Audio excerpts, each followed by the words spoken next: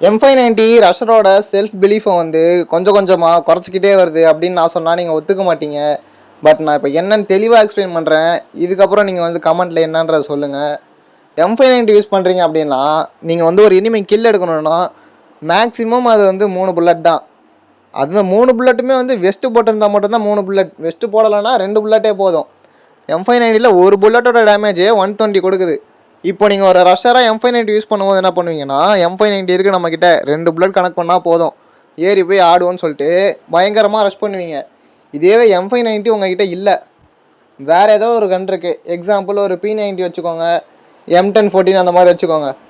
இப்போ M1014லாம் எடுத்திங்கன்னா அது வந்து புல்லட் அதிகமாக ஸ்ப்ரே ஆகும், ஒழுங்காக படாது, அதே மாதிரி ரேஞ்ச் அவ்வளோ இருக்காது அப்படின்ற மாதிரி ஒரு பயம் இருக்கும்.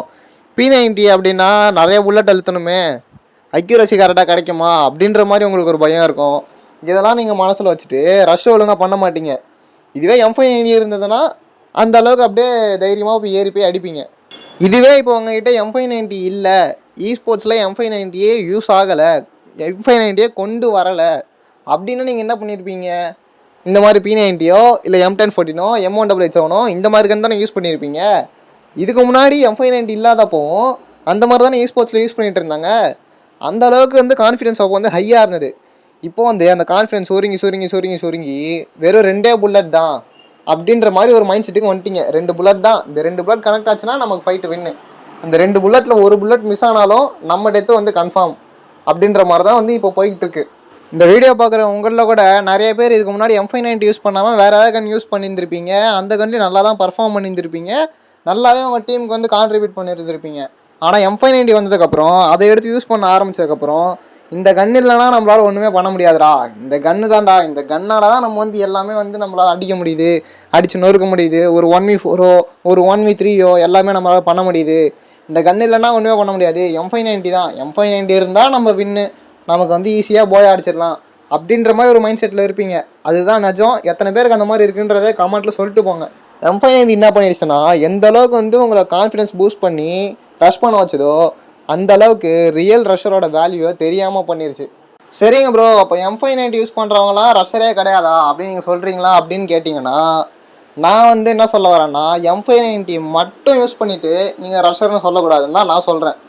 ஏன்னா M590 மட்டும் யூஸ் பண்ண தெரிஞ்சுக்கிட்டு நீங்கள் ஒரு டீமில் ரஷ்ஷர்னு போய் சொல்லி ஒரு ப்ரைமரி ரோல்லையோ செகண்டரி ரோல்லையோ ப்ளே பண்ணுறீங்க அப்படின்னு வச்சுக்கோங்க. இப்போ வந்து மேட்ச்குள்ளே போனதுக்கப்புறம் உங்களுக்கு அந்த M590 கன் கிடைக்கல, வேறு ஏதாவது கன் தான் கிடைக்கிது, நீங்கள் அதில் தான் ப்ளே பண்ணி ஆகணும் அப்படின்ற ஒரு கட்டாயம் வந்ததுன்னா உங்களால் ஒழுங்காக பர்ஃபார்ம் பண்ண முடியாது. ஏன்னா வந்து M590 கூட ஒரு கான்ஃபிடன்ஸ் வந்து அந்த கன் உங்களுக்கு வந்து கொடுக்காது. M590 2 புல்லட்டை போய் அழுத்துறோம் முடிக்கிறோம் அப்படின்ற ஒரு கான்ஃபிடன்ஸ் வந்து உங்களுக்கு இருக்கும். வேறு ஏதாவது கண் கொடுத்துட்டாங்கன்னா அந்த கான்ஃபிடன்ஸே உங்ககிட்ட சுத்தமாக இருக்காது, நீங்கள் ரஷ் பண்ணவும் யோசிப்பீங்க, அது வந்து டீம் அஃபெக்ட் பண்ணும், உங்களால் டீமுக்கு வந்து உடனே கான்ட்ரிபியூட் பண்ணவே முடியாது. சரி ப்ரோ, நான் மட்டுமா ப்ரோ M590 வச்சுருக்கேன், இனிமேல் தானே ப்ரோ யூஸ் பண்ணுறான், அப்போ நானும் யூஸ் பண்ணலாம்ல ப்ரோன்னு கேட்டிங்கன்னா அது தப்பு கிடையாது. M590 யூஸ் பண்ணுறதுக்கும் ஒரு ஸ்கில் வேணும் தான், அதையும் வந்து கரெக்டாக மேனேஜ் பண்ணணும், கரெக்டாக அந்த அக்யூரசி மெயின்டைன் பண்ணணும், அது எல்லாமே ஒரு ஸ்கில் தான். ஓகே, இப்போ வந்து ஸ்போர்ட்ஸில் M590 இருக்கிறது ஒரு பெரிய அட்வான்டேஜ் தான். நீங்கள் வந்து அதுக்கும் பழகிக்கணும் தான். ஆனால் M590 மட்டும்தான் வந்து நான் சர்வைவே பண்ணுறேன், இந்த M590 தூக்கிட்டா எனக்கு வந்து வேல்யூ இல்லை அப்படின்ற மாதிரி நீங்கள் உங்களை மாற்றிக்க கூடாதுன்னு தான் நான் சொல்கிறேன். M590 வந்ததுக்கப்புறம் எல்லோரும் M590 மட்டும் தான் யூஸ் பண்ணி விளாட்றீங்க, அது ஓகே. ஏன்னா வந்து அது ரொம்ப அட்வான்டேஜாக இருக்குது, ரொம்ப ஓவர் பவர்டாக இருக்குது, இனிமே கில் எடுக்கணும்னா அது யூஸ் ஆகுது, அது ஓகே, அது எல்லாமே கரெக்ட் தான். ஆனால் வந்து M590 மட்டுமே டிபெண்ட் பண்ணி இருக்கக்கூடாதுன்னு தான் நான் சொல்கிறேன். பிகாஸ் நாளைக்கு ஏதாவது ஒரு டீமில் வந்து நீங்கள் ஜாயின் பண்ண போகிறீங்கன்னா கூட உங்களோட M590 ஸ்கில்லை வச்சு மட்டும் வந்து அவங்க உங்கள் டீமில் வந்து இருக்க விட மாட்டாங்க.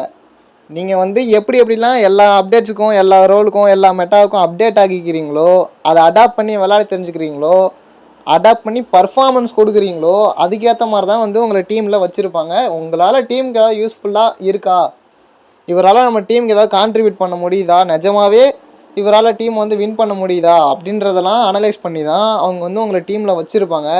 ஸோ ரஷ்ஷராக நீங்கள் வந்து உங்களோட பொட்டன்ஷியலையும் வேல்யூ இன்க்ரீஸ் பண்ணிக்கணும் அப்படின்னா எல்லா கன்லேயும் நீங்கள் வந்து ப்ளே பண்ண தெரிஞ்சிருக்கணும், எல்லா கன்னோட டாக்டிக்ஸும் தெரிஞ்சிருக்கணும், மெக்கானிசமும் தெரிஞ்சிருக்கணும், எல்லா கன்னுக்கும் நீங்கள் அடாப்ட் பண்ணி ப்ளே பண்ண தெரிஞ்சிருக்கணும். ஸோ அவ்வளோதான் காய்ஸ், இதுதான் நான் சொல்லணும்னு வந்தேன்.